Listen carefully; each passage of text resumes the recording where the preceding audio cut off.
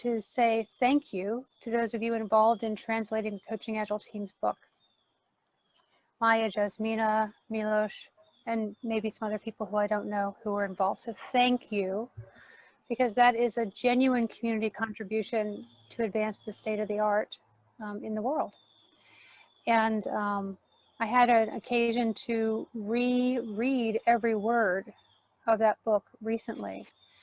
And I have to tell you, I still stand behind every single thing in it. It's not like we've advanced beyond it, because what we're talking about in the Coaching Agile Teams book is a lot of practical things, yes, but we're also talking about the provocative aspect of Agile, which is that it's not just a new way to work.